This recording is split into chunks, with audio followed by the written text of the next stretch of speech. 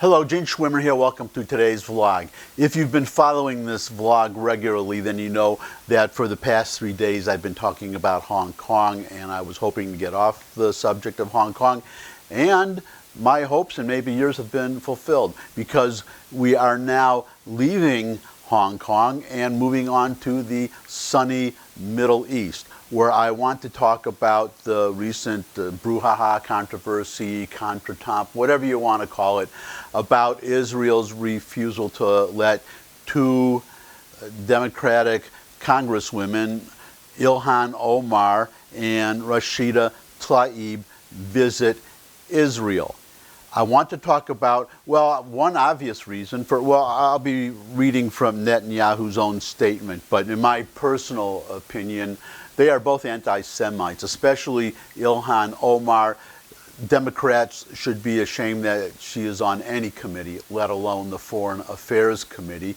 I wish somebody would call them on that, because I don't know why they should be allowed to get away with that.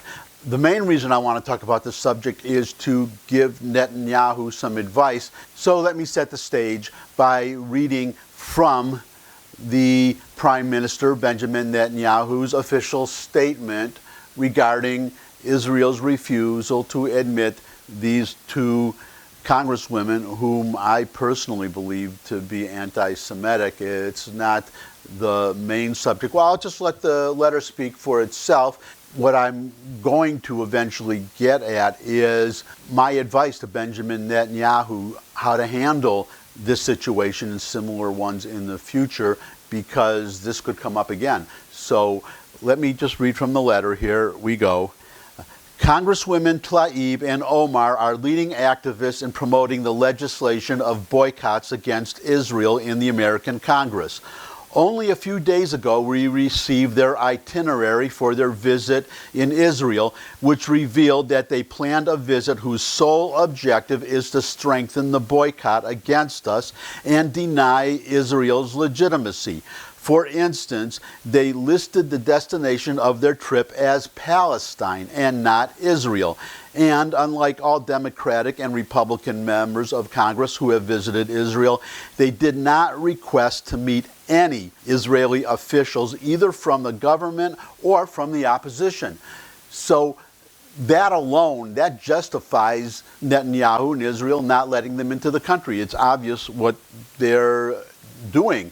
And in fact, as another writer pointed out, David French, Tlaib and Omar's trip was planned by an organization called Mitfa, an organization that was founded by Hanan Ashrawi, who is a virulent, I would say, anti-Semite too, but definitely hates Israel. I mean, you can see this photo here of her canoodling with Yasser Arafat. That's where she's coming from. She planned the trip. Now, I don't want to go into a lot of detail of Mitfa, but I am linking to this article where you can find a lot of detail about Mitfa and links to various statements that they have made about, well, not about Israel specifically, but that too, but about Jews.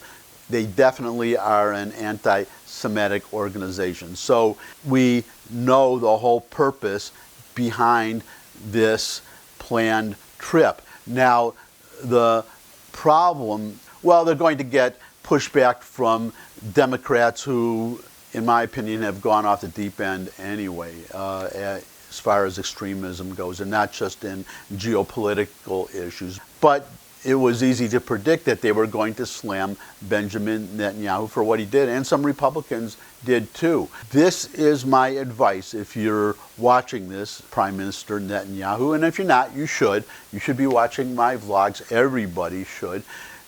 This is what you should do. This is what you should have done, let me put it that way, in response to this request, and then you could use that same template if you get such requests in the future. So the first point is the one that the Prime Minister brought up. In their itinerary, Omar and Tlaib listed their destination as Palestine, not Israel. So starting from that, Netanyahu, the government of Israel, should have sent a letter back thank you very much for your request to visit Palestine. Unfortunately, you've made a mistake, because there is not and has never been a country, a nation, a state called Palestine. So we can't help you because, well, we're Israel. Our country is Israel. So even if there were such a thing as a country called Palestine, we can't give you permission to visit another country.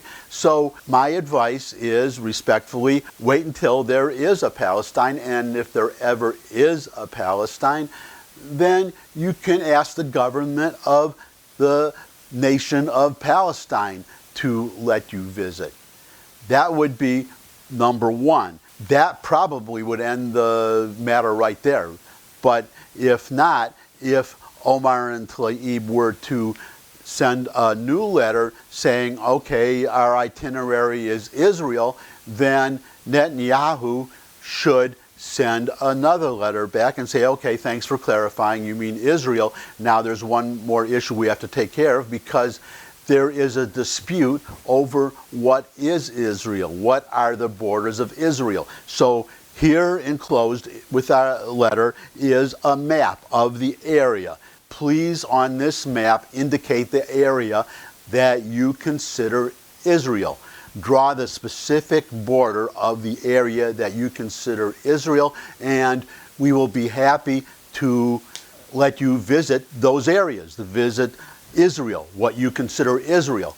So the obvious implication is that if they want to visit the West Bank, they have to indicate the West Bank as part of Israel. They have to draw a border. Well, if they want to visit the whole area, then they have to make the border of Israel, the eastern border, the Jordan River. If they won't do that, if they want to say only the 67 borders, it's actually armistice line. That's where the war ended in 1948. It was never an officially decided border.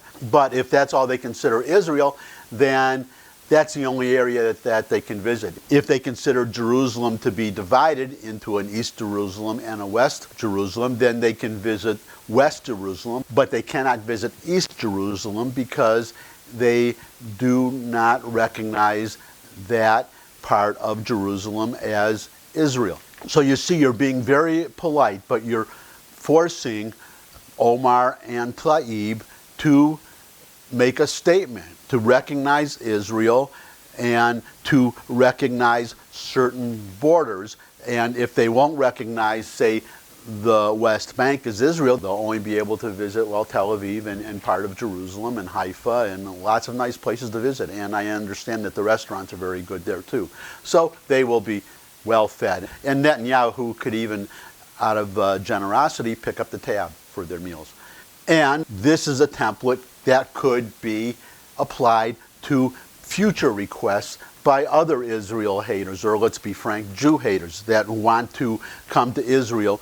It forces them into a position where they either have to recognize Israel or they simply cannot visit, you see. But it's a very polite letter. It's much better than the response, in my opinion, that Netanyahu actually gave. And that's the vlog. As usual, thumbs up if you like the video. Share it with anybody you think would benefit from the video. If you have any comments, comment section below the video. You can also put in there a suggestion for a future topic. Got a Twitter account. You can tweet out my URL to your followers, invite them to retweet, and of course to watch the videos themselves. You can subscribe, and finally you can all come back and see me again, and bring your friends. That's it. See you soon. Bye.